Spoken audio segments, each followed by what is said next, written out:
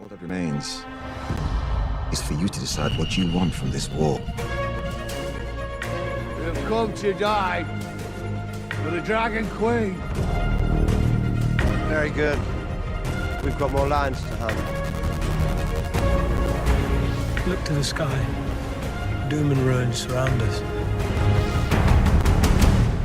There will be no doubt who the gods have chosen to rule. Hey there, everybody. This is Mike and Justin, and we are here with another episode of House of the Dragon. Justin, how you doing? Mike, I'm standing on top of the world singing "Oh Happy Day, Oh Happy Day." Oh, man. What are you going to do? What are you going to do without your boy, Mr. Sir Kristen Cole? His time was up, man. The greatest warrior in Westeros. Throughout the whole realm. I haven't felt so happy since I saw, spoiler alert, Joffrey take his leave of absence in Game of Thrones. It was such a beautiful treat. Yeah. Yeah. So we're here to talk about season 3, episode 6, Faceless Men. Not happy with the title. Really? Nobody went to Bravos. Nobody paid a tribute to the many-faced god. Nobody. That's true. Nobody got no one to come and give the gift to anybody.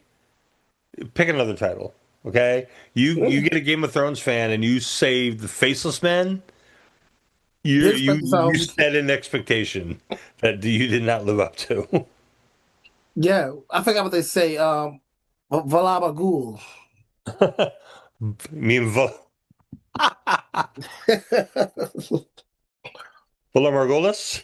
Valabagulas, yes. And there's a response back. Yeah, I think you said it. So this was this is a very divisive episode. There are a lot of people who are really ticked off about this thing. The funny part is there are people who are ticked off about the same thing for different reasons. And it's really funny watching them argue online. Reddit has been absolutely insane the last 2 days. Oh man, you gotta screenshot or send some of that stuff to me. I'm not on Reddit, but I would love to read different people's take on it. For one, I thought it was much more enjoyable episode, especially from last week's. Last week was a little bit more on the weaker side, in my opinion. I mean, it had to get things done, but this episode had a lot more action to it, a lot more juice, a lot more satisfactions. I'm talking about Crispy Cole. And of course, a lot of WTF moments, honestly, towards the end, from me. Yeah, I think if I had one complaint about it, it would be that it seemed a little disjointed. Like it was kind of all over the place. Like they've been slow pacing it and they realized, oh crap, we only have 2 episodes left. We gotta get a whole bunch of stuff done before the finale. So, but other than that, yeah, there was a lot of hate for this episode. That was not me. I don't particularly mind this episode at all. There's some things that I wish they had done differently or at least set up a little better. But I think overall, it gave us a lot. Yeah, I thought this episode was moving in the right direction, the right pace, in my opinion. Especially leading towards the last 2 episodes. Why I do kind of feel bad. I think my only complaint is they would have showed a little bit more of the battle scenes, like the butcher's brawl. Yeah, I'm glad I think the significance of that was shown because I think you kept on alluding to it. I didn't know, but now I'm assuming the alluding of it, of the fact of Kristen Cole's death and how he died. That makes sense. But show even more like the actual battle of the massacre, really, I should say. It shouldn't be a massacre, of the remaining men, Yeah, it's kind of like they did this thing like early in the last season where they did, the Battle of the Burning Mill, and they had the Brackens and the Blackwoods, and they were arguing with each other, and then they cut right to like the aftermath of the battle. Yeah, and it was kind of like, and that was like a big thing, and it was kind of like, oh, we'd just do that. And we don't have to film all these all these expensive battle scenes. And then they did it again with the fish feed. They didn't show us. They just kind of showed us the ending of it. And they did it again this time with the butcher's ball. Like they didn't show us the butcher. They showed us like what happened, like right after the It butcher's ball. alludes you to it. Yeah. Yeah, It alluded. which it's like once in a while, can you just give us a battle? Yeah. Would be great. Which I imagine we're going to get next week, but Oh, I can't yeah. wait. Um, so let's kind of dive in. So I mean, obviously this is. I'm not even going to worry about book spoilers anymore because they're deviating so much from the book that it's almost like it's almost like they're. I don't want to say they're ignoring it, but they definitely made it very very different. So we're after the butcher's ball. Obviously, they come across this field which is supposedly dead rivermen. Yeah, that was smart. That was Was smart. it though? Was it? Because those guys are all dead now. I mean, they're dead. Well, no, you don't. I mean, whoever Laura's playing the dead men, playing the dead people, like laying on the ground. I mean, they were bait overall, but that's what I'm trying to say. Like overall, that was a very smart portion of them using that tactic. Even on that plan, that was good too. But I get what you're saying on that part too. Like, yeah, they're playing dead, now they're dead. Dead. Yeah. But I mean, I guess strategically, from the point of view of like Oscar Tully and you know Roddy the Ruin, like setting up on the hill, yeah, it was a good idea. But for those poor schmucks down there, you lay down there and then can you imagine like explaining here's what's gonna happen. You lay down there, you pretend you're dead, and then when they're gonna come in, they're gonna be like you're gonna jump up and you're gonna kill them all. Except maybe you didn't. Maybe you're not. But don't worry though. We're gonna honor your death. Your death will not be in vain. We're gonna come down after you guys did what you have to do and take out the rest. Yeah. So I'm happy that they gave. So obviously from the book this is a little different. Like Oscar Tully, who's not really even a character in the book that much. Oscar is a knight and not really a lead. So the thing about the Tullys is George Martin. I love this. I don't know what he was smoking when he wrote it, He was but watching the Muppets. yeah, like they're all named after Muppets. So like like Grover is the father, and then the two sons are Elmo and Kermit, That's so wild. and then Oscar is one of the knights. I want to meet Elmo. I want to see Elmo on the TV screen. So they apparently took Elmo and Kermit and they merged them together and made that Oscar, and Oscar is now Oh, Oscar's now the Lord. So, but I like that they gave him he's a the grouch, by the way. line that what's that? He's a grouch. I'm not gonna lie. The He is a character, grouch. He's definitely a grouch. He got that little grouch head too. But but they gave him the line about, the septum bones. Yeah, I caught that. Usurper and defiler of justice, come forth to hear your fate. If I strike my banners, will you spare my men their lives? I made a promise to the dead, Cole. I told them I build a sept out of traitors' bones. I don't have near enough bones yet. And so that was a great moment. And then obviously they so in the book Cole had offered to fight 3 people, not 2, which fine. And then he was killed by a guy named Rob Rivers, who we haven't seen. So they gave it to Allie, to Black Allie, who we've seen but not heard. Woman still has not said a word in the show. No, but she did. But she did us all a favor. But she did do what she was supposed to do, and I think this is just a television convention. They just condensed everything down to characters that we've seen, instead of bringing in a bunch of new characters and to do one thing.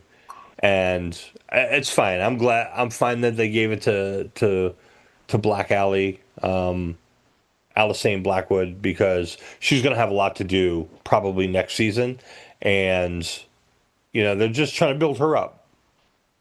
Interesting. I thought when you said a few episodes back, keep your eye on her. I thought it was for this very reason. So was you aware But you just said that somebody else killed him in the book, so you Yeah, was not aware that I was she not was. aware that she was going to be the one who was doing this. See, that's interesting because at the time when I saw her kill, I said, "Oh, that's what Mike meant." Then keep your eye on for her because of that.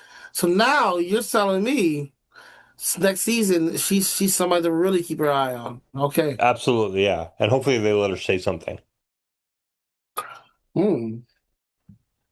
There was another line, and I think I texted it to you today that I kind of wish that They said, yeah, I they saw had that. Yeah. said because I thought it was pretty good.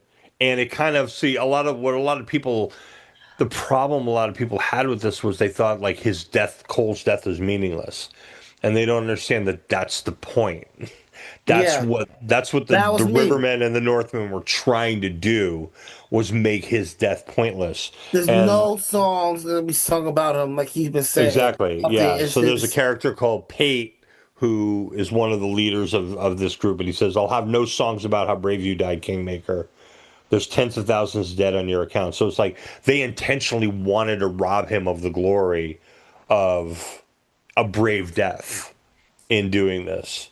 And, Kristen Cole is a tragic figure, and this is the way he kind of goes out. And if it's the only way you Rhaenyra would have took his advice, took his not his advice, but took his proposal and ran away with him to they could be sell selling oranges oranges. in Esso somewhere. Yeah, come on, Rhaenyra. Look, see, this is what happened now. Yeah. Instead, he's dead, and she's in the small council arguing over stuff. Hmm. Um, mainly over Ormond. Yeah, oh gosh, I can't. My hatred from Kristen Cole has now been transferred to To Ormond. Ormond. Yeah, so I'm happy. I'm rejoicing. Like this season's been taking care of people for me. It's been took care of Otto for me. It took care of Kristen Cole.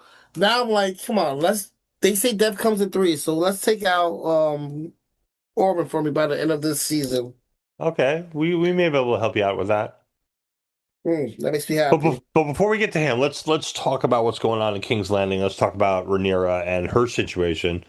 So Oh, they're having the meeting, and Damon just wants to fight.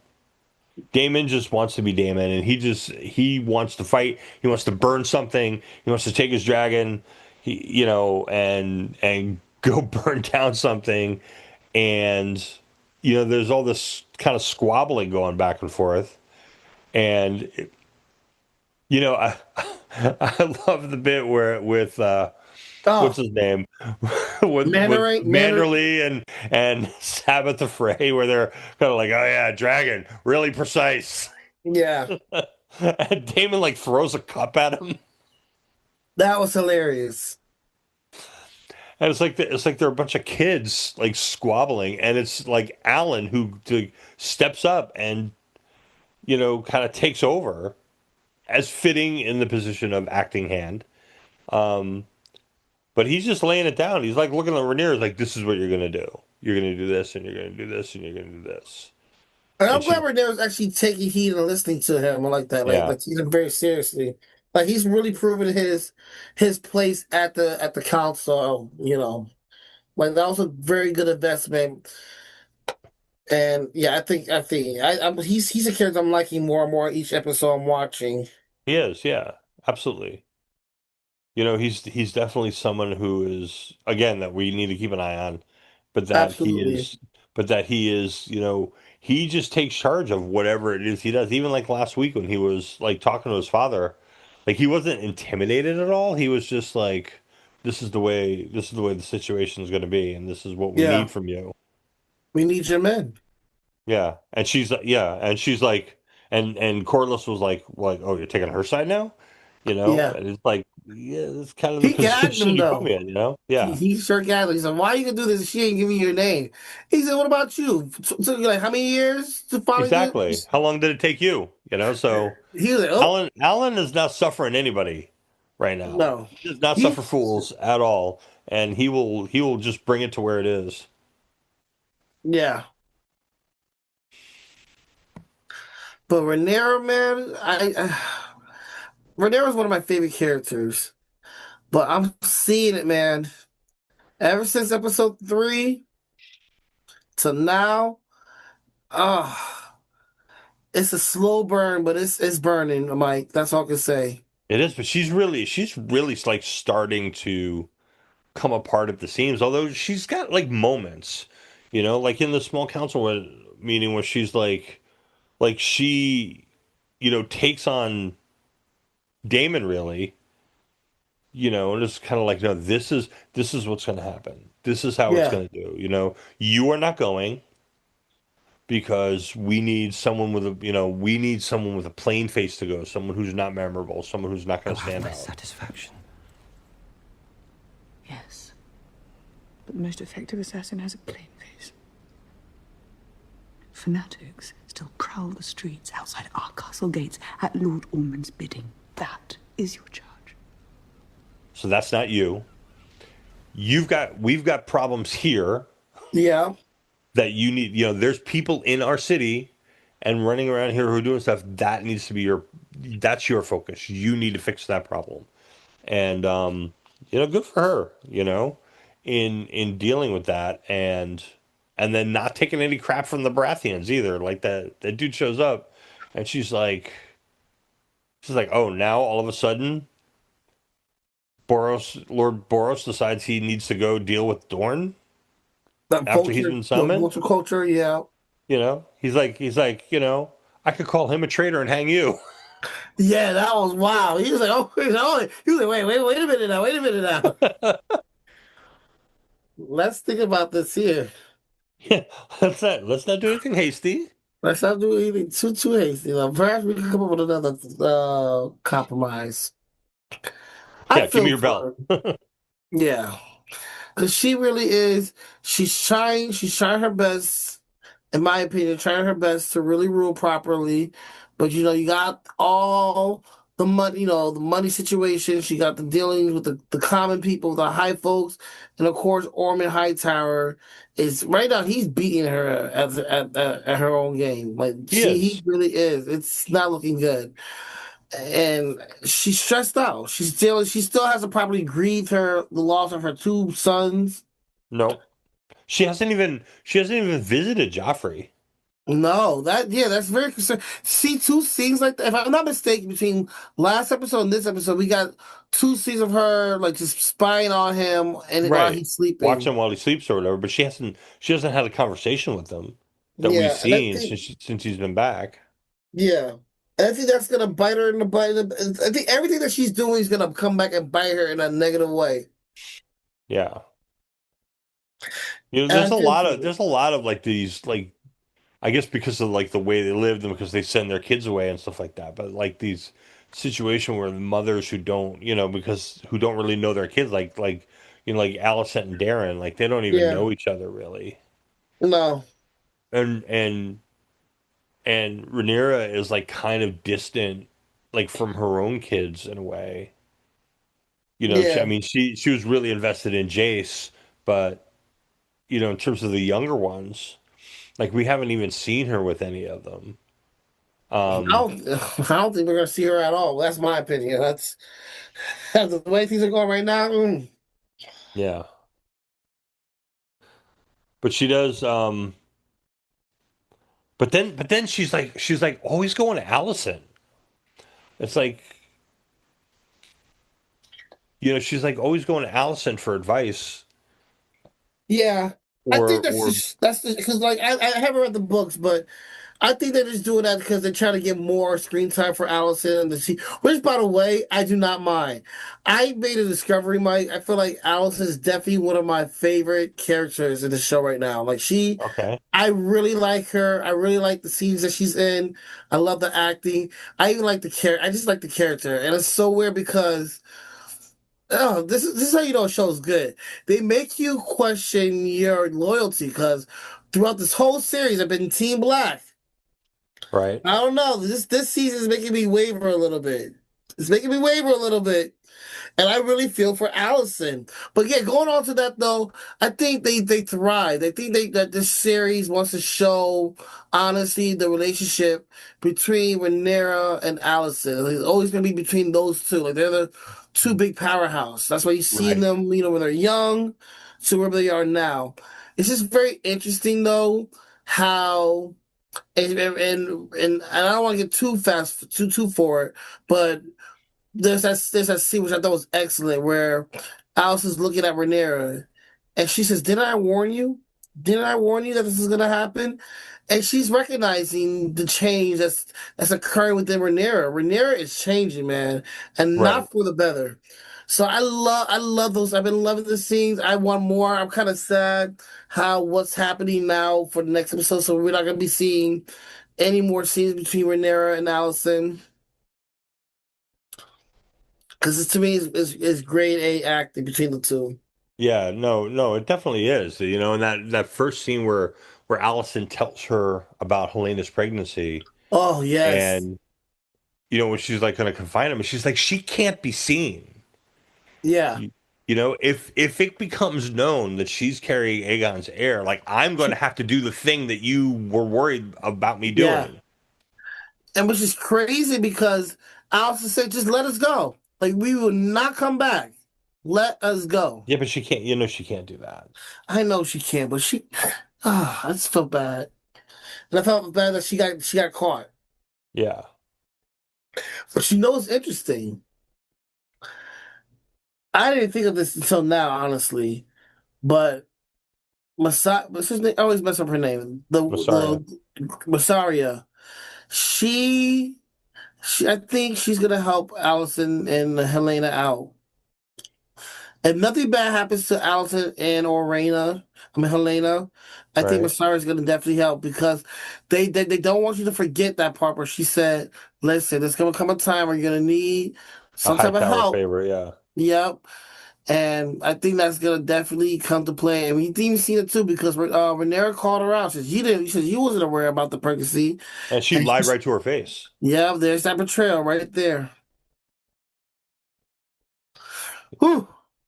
Yeah. So that's like we talked about like last week. Like Massaria's always playing her own game and always like Yeah. watching out for herself. Yeah, I think also what Allison said to her too about like at the end of the day, we're never gonna have Daemon. Daemon, that's the one. Now Right. you're not gonna be in the picture. It's gonna be Daemon. So that could also be played in her mindset as well too. Like you know what, I think she is right. I need to make sure there's some type of buffer, some type of landing for me, just in case Sugar Honey Icy hit the fan. You know. Yeah. So we've got just quickly we've got the City Watch quits on Daemon, That was hurtful. and yeah, that was rough. That was rough. I seen Damon's face like that. Oh man, they had no choice though, Mike. I mean, they're not getting paid. They're not getting paid. People are murdering them on the left People are and murdering right. them. Yeah, like it's one. You know, There's that's no bad. sense to it. Not getting paid is bad. Both of those things together. Yeah, what am I doing Yeah, here? I would have been there too. I'm sorry, Chief. Yeah. And then we've got to cut over to Thailand and Aegon and Laris. You know, he says, you know, we have the scene with Al we talked about with Alan and Corlys, and at the end of it, Corlys is like, "Hey, I heard something. Tyler Lannister survived," and then we do a quick cut right to these Yeah, guys. Well, Thailand burying Janos because the other two aren't yeah. helping. He can't. You sure they sure weren't. He said he offered Laura said, "Listen, you could help." Yeah, He's like, "Please, by all means." And I think that's very interesting. So now. Oh, the fact that information is out there, I think Rhaenyra's going to be seeking after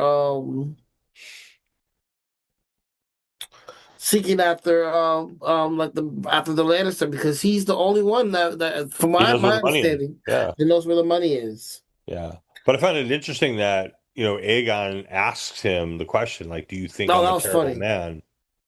Loyal to Do you. you think I'm a terrible man, Sir Tyler? I would never say that. That is, while I may not have always agreed with every course of... well, there is, in any one of us, a venture, much to admire and much to be deplored. And he's just like, well, we have our good days and we have our bad days, but your Yeah, grace. there's things about all of us that people love and things about all of us that people hate, and I But think, I think it was interesting because remember like I said last week, it's like I think that he really internalized that when Lara said that to him, and he's actually thinking about that, and this kind of yeah, shows that he is thinking about that, yeah, and but I also think it's like kind of I, I think he was kind of testing Thailand a little bit, right? And the one thing that I think he made his judgment call on, and tell me what you think about this, right? all right, Because at the end of this, because the two of them are arguing, right? Laris is like, we need to go to Essos, and Thailand is like, we need to go to Casterly Rock.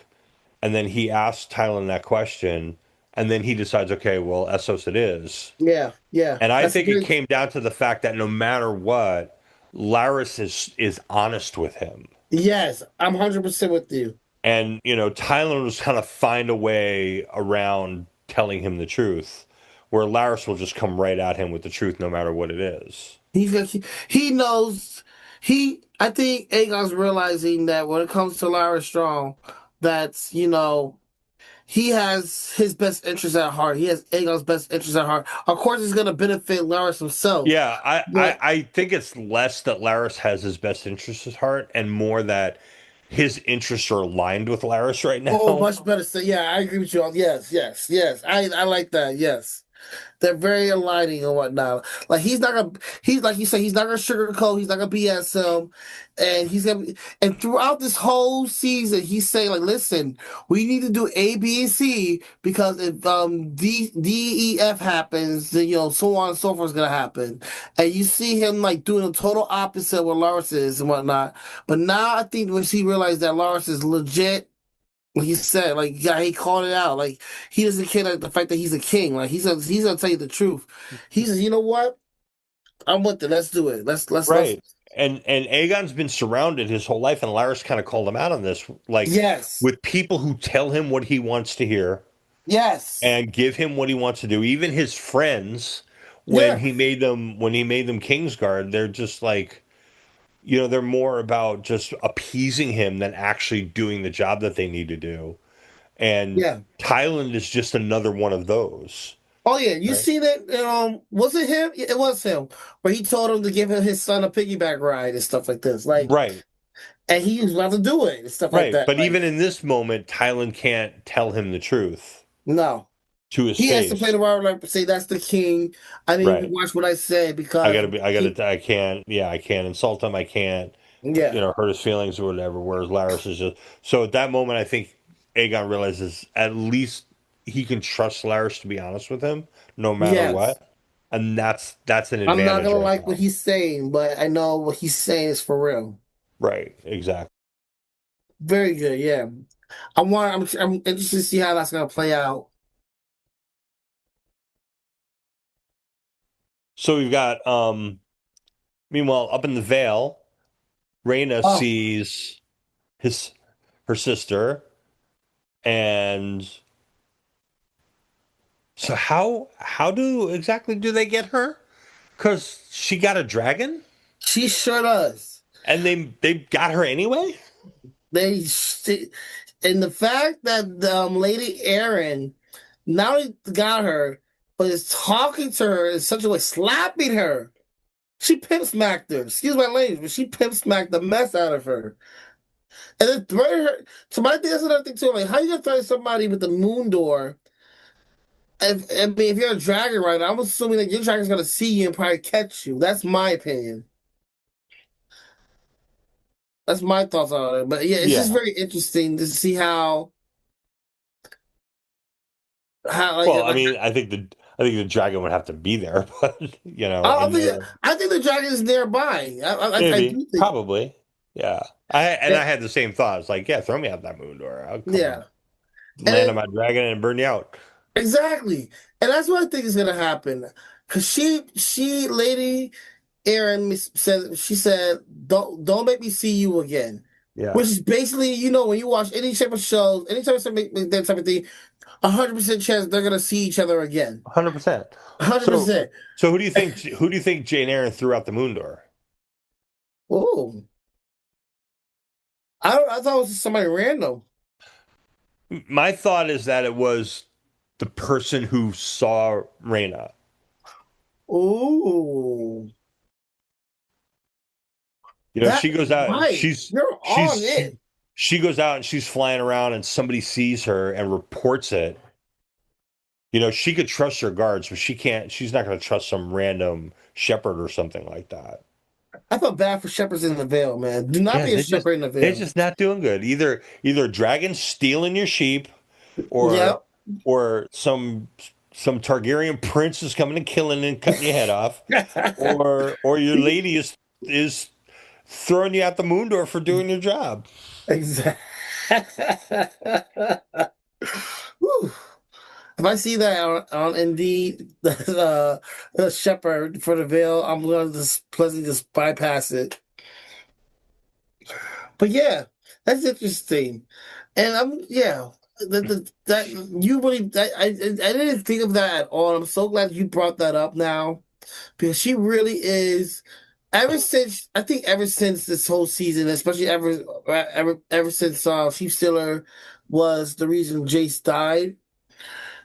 She's definitely been covering, like Lady Anne's been covering her tracks. She's made herself known and made herself vocal about saying that. And I want to see how that's going to fully play it out because we know within these next 2 episodes, Rhaenyra's going to find out about Rhaena. Yeah, and I would not be surprised, and this is not a book thing because Rhaena doesn't have Sheep Stealer in the book. Like, this is just my thought. I would not be surprised if Jane Eyre was involved in Rhaenyra getting that knowledge. Really? That's I can see that too now. I wasn't thinking that, but now I can see it. Like Right, rather, that's a chip she can cash in. You know? yeah. But she might get in trouble because the fact that she still knew, though, she knew.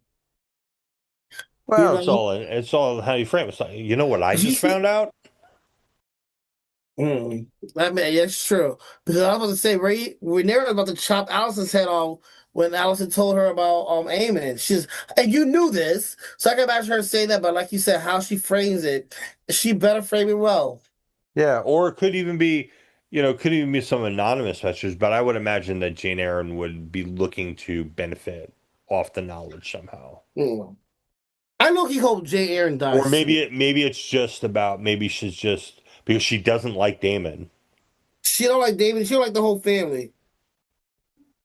She don't like you. Yeah, like your daughters. because that was Daemon's wife was her sister or her cousin, right? So she does not like Daemon. Remember, like she paid any amount to get Daemon out of the Eyrie. She sure did. That was a funny scene. So if Daemon goes back to find Rhaena and he's there,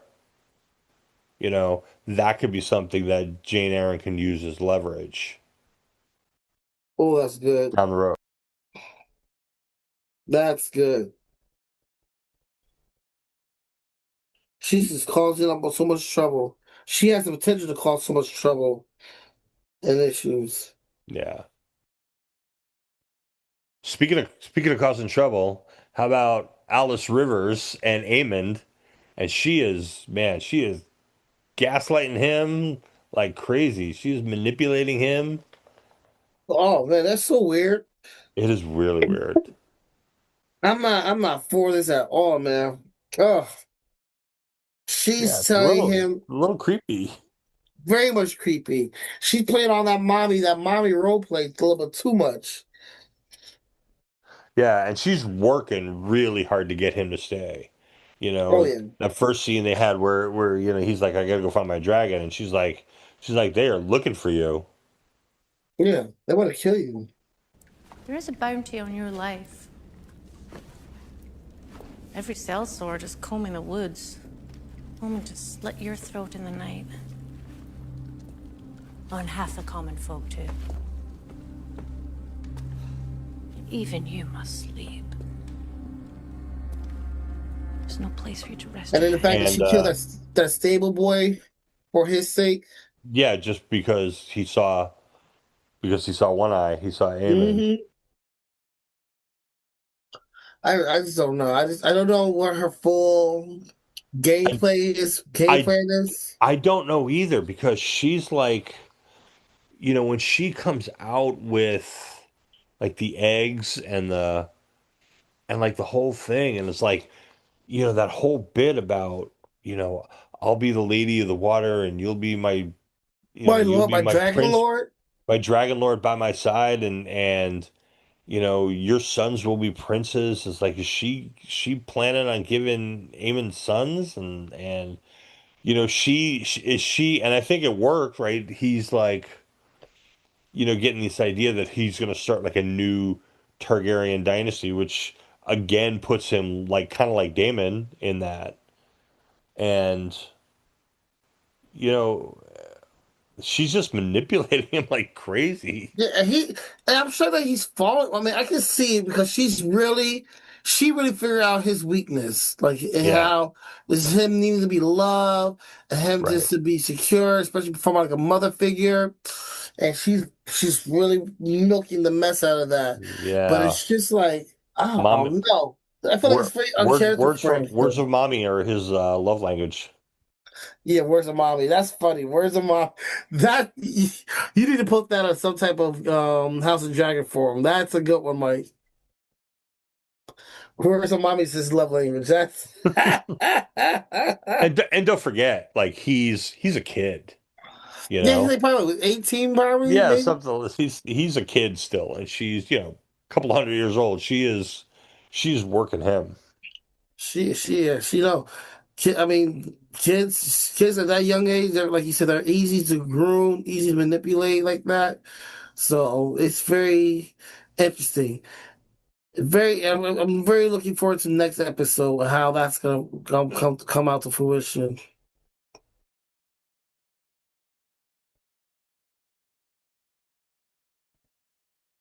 Yeah. So Damon's going around the city and he's pretending to be a gold cloak and he's pretending to find stuff and he finds our guy, old Two Eye, Yep. Mr. Heterochromia, and that was kind of an interesting moment where the guy's just like you know, we're everywhere, we're everybody, we have no sigil, you know, we're the people. That's what the Faceless You're Men. never going to count us, right? And well, that is, I think between what Rhaenyra said to him about plain faces and this bit about like we're no single person, we're everybody. Like I think that's where they were going with the title. Okay. Um, but yeah, it's a little bit of fan service there, I think. Hmm. But it was an effective moment, and it definitely I think kind of rattled him um, until he got his focus back when he ran into Ulf. Oh, oh man. I'm for. Oh, I don't like all. I'm for him now. They've been picking on him too long, man. It was like now when his ultimate, his inevitable betrayal happens, like it's justified. Like I want to hate him even more, but Rhaenyra has been good to him. She grounded him, and Daemon is just so disrespectful towards her, man. Yeah, And all in the time, public. all the time. Are you not commanded to stay in the keep under guard? Well, yes. In a manner of speaking. Insolent maggot. I'm up that bloody hill for days at a time. Men deserve their simple pleasures. Keep us going. You yourself should understand. Set foot in the city again, and I'll put out your eyes. This is so rude. So I'm like, he's gonna. I think when the betrayal happens, it's gonna be around where Damon is, and it's gonna blow up on his face. All right, so there's two more things I want to talk about before we go.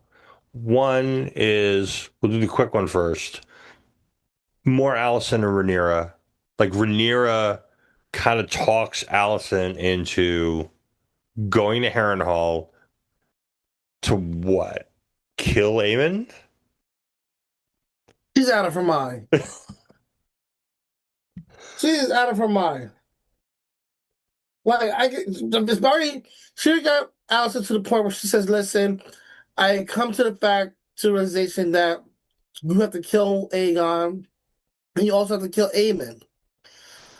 But now you want me to go on a secret mission because she's all like, oh, it should be a one swordsman with a person that he trusts. She lost her mind. She kind of did. But I mean, you know, she gives Alicent that whole like you're the enemy thing. Your son is still at liberty. Your cousin wreaks chaos within my city walls. Even today I must answer another of his murderous treasons. You are a high tower to my court. You are the enemy. And to you? Do not try me. I mean, I guess she's kind of got a point, but it's like, if this is what you want, and then she's like holding the whole Helena thing over her head, right? Where Alicent's like I can't leave Helena, and Rhaenyra's like, I'll watch her. I'm like, oh Lord. Oh, that's not good. Alicent, well, she knows too, but this is like she's stuck with very limited cards, like very limited options. So this is the best that she can do. I guess. But shame on Rhaenyra for going back on her word. Right. You know what I mean? Like Alicent, things happen that changed things, but for the most part, Alicent was she was a woman of her word. She did what she's supposed to do. Now Rhaenyra's just, oh man. Yeah. And I understand, like, Rhaenyra is like, she's literally coming apart. I mean, there's a scene where she's like sitting on the Iron Throne listening petitions, and it cuts her. I knew it was over right there. Which is what happened to her father. Yeah. And what started him down this road of being sick. But it's a big thing, though. It is a big thing. If you get cut by the Iron Throne, that's his way of rejecting you. Exactly. They're not meant to rule. Exactly. And so she's like looking at that. You know, she's well aware of that. And so this feeds into her doubt. It feeds into her paranoia. It feeds into everything. Like, am I worthy? You know, it's like imposter syndrome magnified. And in this case, maybe it's a little bit true, you know, as we talked about. Like Viserys didn't do a good job of preparing her to be the queen. And like, she's kind of paying the price now. Like, she's trying to figure it out. And she has moments of brilliance, but she's also got a lot of moments where she's got a lot of self-doubt and a lot of paranoia, and she's worried about everything. And I think this move with Alicent is kind of like a Hail Mary. You know, I mean, maybe it's inspired, but everything else she's doing is not working. And you know, yeah, it's not gonna work at all. Alicent can see it. She already told Aemon there's a shroud of evil around her. Right.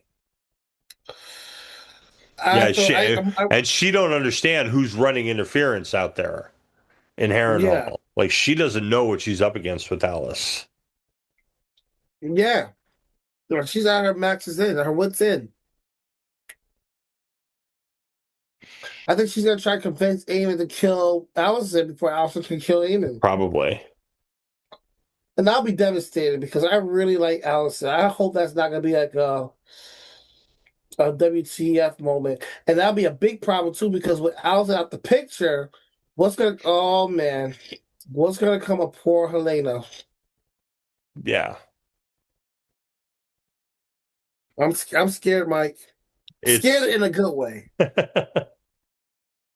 Yeah. And we'll only have like a year and a half to wait to figure it out. Yeah. All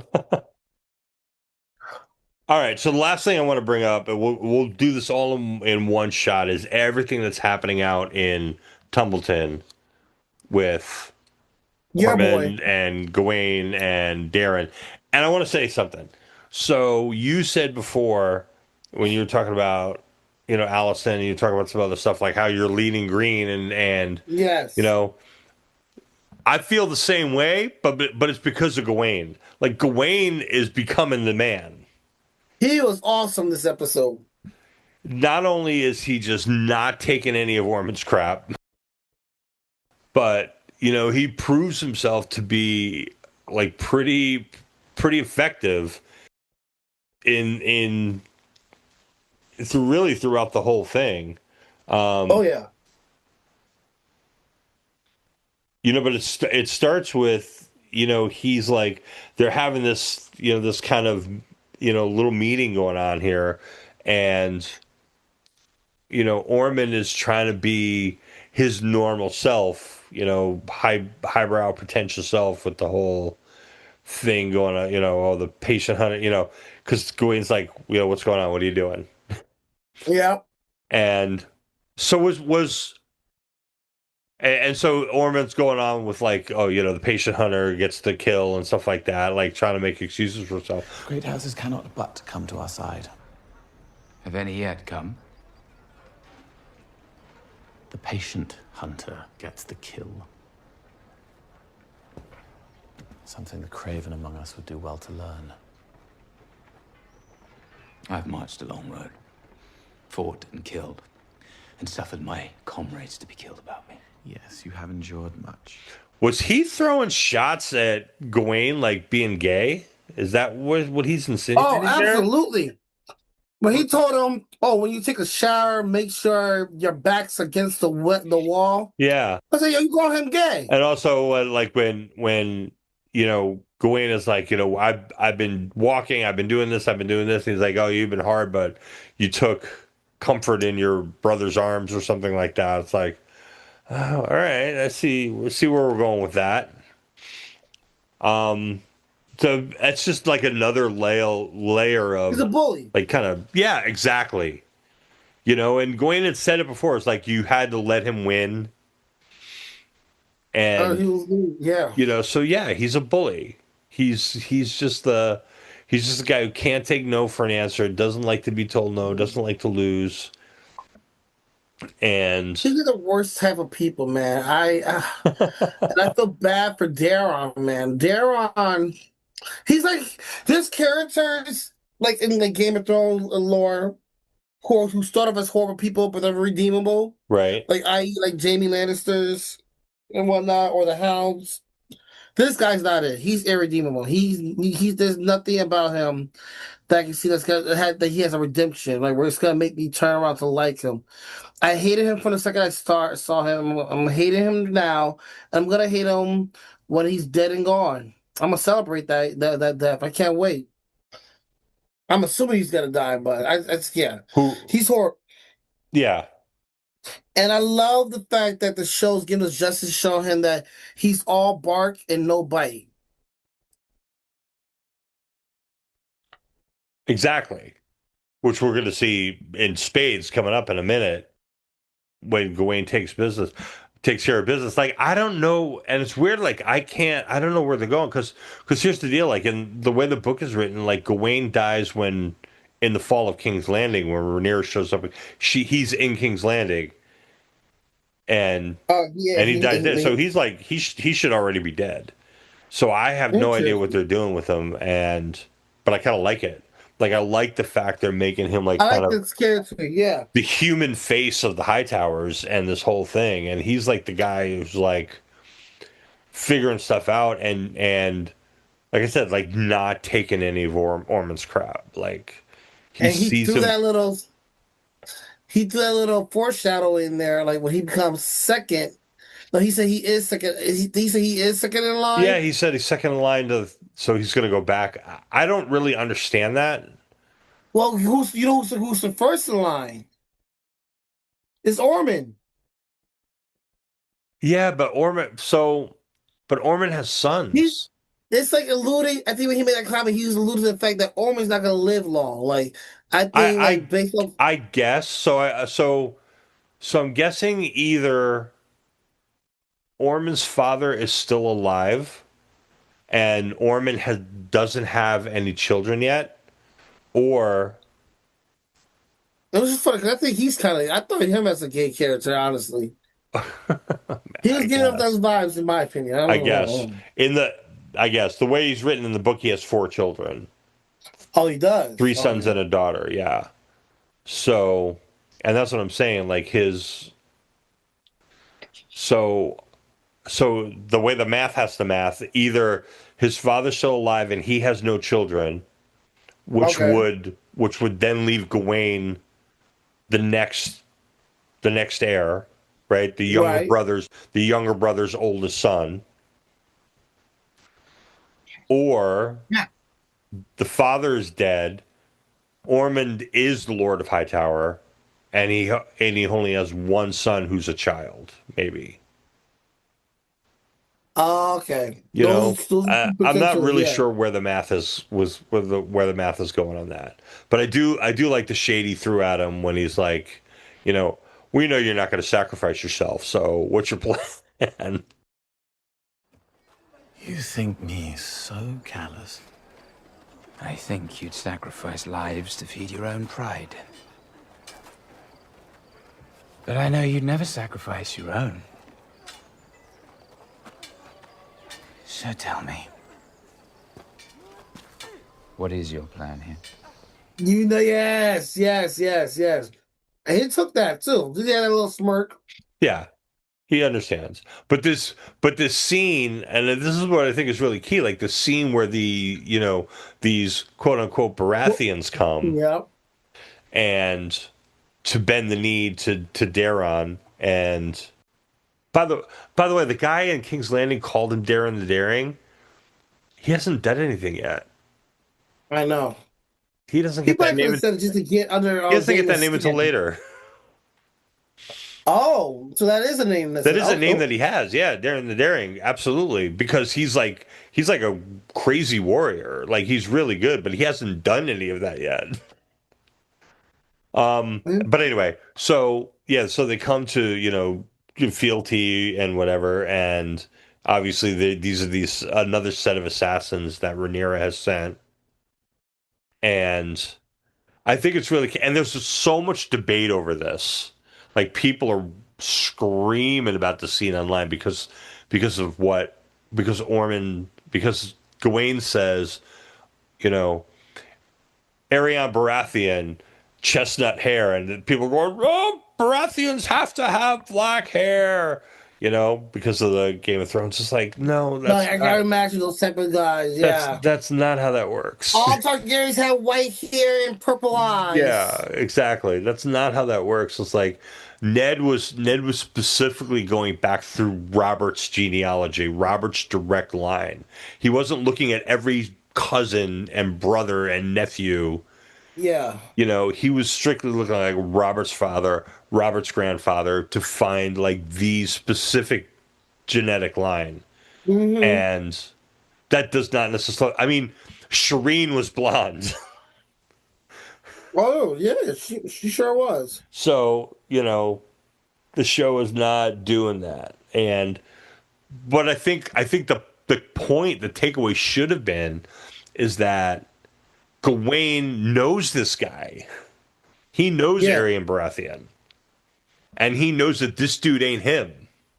Like, because you watch it, like, he's just, like, not paying attention until this guy says, I'm Aegon Baratheon. And then you see Gwayne, like, he looks up like, no, you're not. And that's when he steps forward. And, and then you see the other guy, Strong John, is like, he notices what Gwayne's doing. Yeah. And he takes a step forward. He trusts him too. The fact that he's willing to do that, yeah. He's clocking what Gwayne's doing. And, and of course Ormond is clueless. And to the point where Gwayne kills the first guy, Ormond's trying to get his guards to stop Gwayne. Yeah, so stop him. Because he doesn't understand what he's doing until, his guy steps in. While killing these people, explaining to him. Yeah.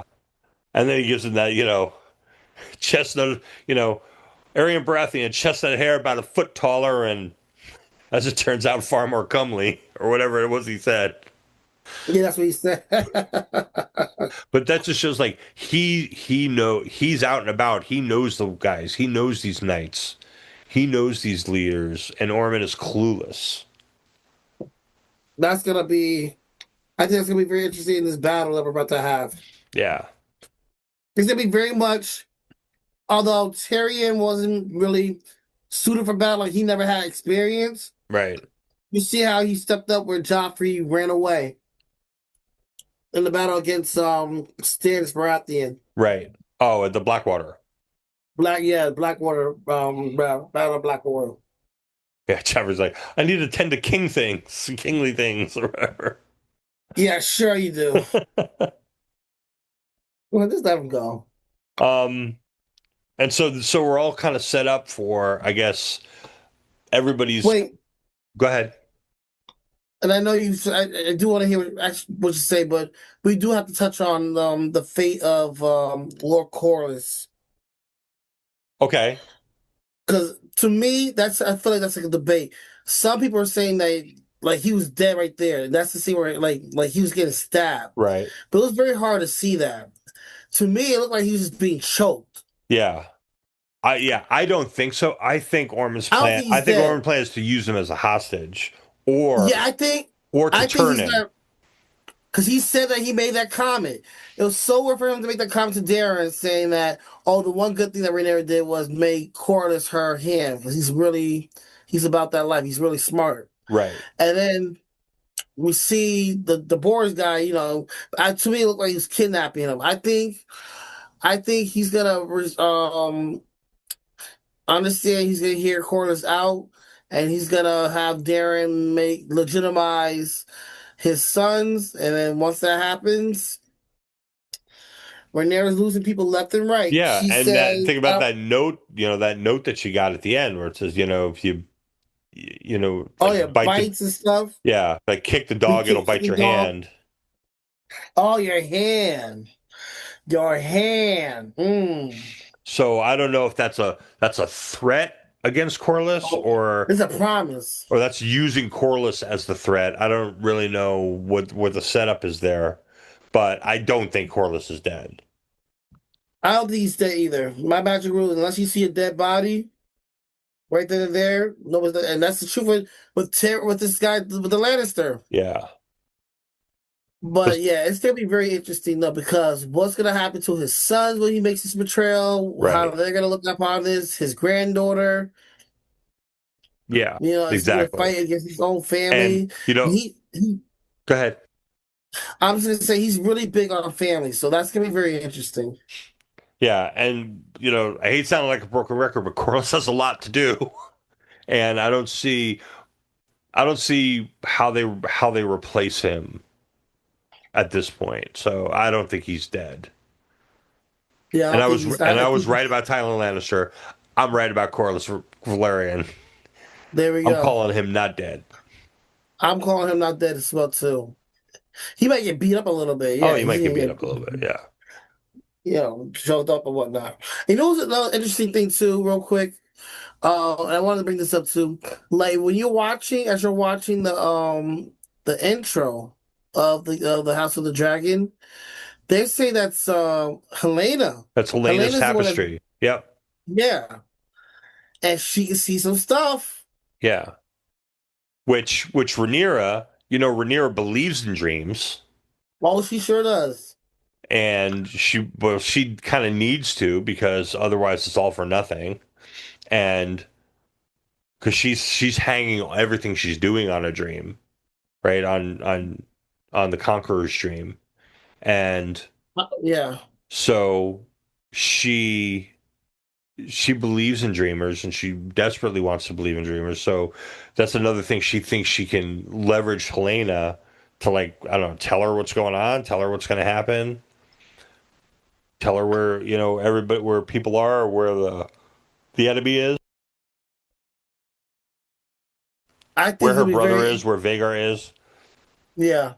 I think Helena's ultimately going to give in, but it's not going to be to Rhaenyra's liking. No. She's going to let her know. Yeah. I think she's going to tell Rhaenyra season 7 and season 8 of Game of Thrones. She's not going to be happy about that. Ooh, I wish I had Helena about that back in 2017, 2019, 18. Yeah. Warn me about those seasons, Helena. Would have saved me a lot of time. Yeah, just don't watch the last episode. You'll be fine. No. Cersei blows up the set at the end. Nice. Um, so we're obviously set up. Every kind of all roads are leading to Tumbleton at this point, which makes sense. Hugh's there. Hugh abandoned his post, went in to see his wife, who was not having any of it. Out of this to safety. Do you not see? Your husband is a dragon rider. Do you know how many days it takes to walk the road here from King's Landing? Do you know what may befall a woman alone on that road? Did something happen? Many things happened. While you were on Dragonstone, seeking out your own glory. I did it for you. I didn't want it. She's not having it. She's annoying. Well, I think she's been through some stuff. I mean, she was kind of insinuating that she got maybe assaulted on the way. Oh, okay. Remember? Because she's like, what can happen to a woman alone? And he's like, what happened? Yeah. She's like, a lot of things happened. And, so I think, I mean, she lost her daughter. She lost her brother. She thought she lost her husband. And she finds out that he's out chasing his fortune and glory or whatever, instead of being there with her, taking care of business. And so, I think she's got a point. Maybe she came a little hot, but very hot. But causing a scene, mind you. But she's also probably got a little PTSD going on, and that is true. That is true. So but this is just another thing. If we know Ulf's pissed off, but now we got Hugh's pissed off. Can we do some math? So right now, Rhaenyra has 6 dragons, and the King Green has 2. I'm wondering how many dragons she's gonna have come next episode. After the next episode with Team Green, actually, she might have more than that. She's got Syrax, she's got Caraxes, she might have more. Hold on. She's got Silverwing, she's got what's his face, the Bronze Fury, the one that he was riding. She's got Moondancer. She's got at least 7. She's got Sea Smoke. And maybe she has Sheep Stealer. That's 7. Yeah. The Greens have, they have Vhagar. 2. They do have a Vhagar. They do have Vhagar. They've got Dreamfire. That's 2. But Helena's not really going to ride into battle. We tried that before. It didn't work. They've got Tessarion. That one. And that's the smallest one, though. That's a small one. And, which also, Joffrey has a dragon, but it's a very small dragon. Not even big enough to ride, so we're not even going to count that. But Tessarion is big enough to ride, although has not seen much in the way of battle, if anything. And obviously they have Vhagar and they have Dreamfire and maybe one more. Oh no. But yeah, so next week gonna be a big deal. Something big's gotta happen. I would imagine they've been saving all their dragon money for this episode. Yeah. All their battle money for the battles they haven't shown us. I expected some major death, major shot, major battle scene. This is the penultimate episode, no? This is the penultimate episode coming up. Yeah, they usually to me the penultimate episode is always the best episode of the season or whatever show it might be. So I'm looking forward to it. I think we're definitely gonna. I think this episode is where Rhaenyra's definitely gonna find out about Rhaena, and it's gonna be a big blow up between her and Daemon. I think so. Yeah. I just wonder if they're going to start with, if they're going to have a battle, are they going to start with it? Are they going to end with it? You know, or is it going to go over Yeah. 2 episodes? I feel like it's gonna I don't know. aftermath. Yeah, I'm looking forward to it. Yeah. So we will find out. We sure will. You got anything else? No, that's it for me for this episode. I think we hit it all. All right. So that's it. We will check back with you after next week's episode, and then so we got 2 more, and then the long winter, the long night. No. Tired of these long nights. All right, brother. I will talk to you later. Thank you, All everybody, right, for talk to you listening. later. Appreciate it, y'all.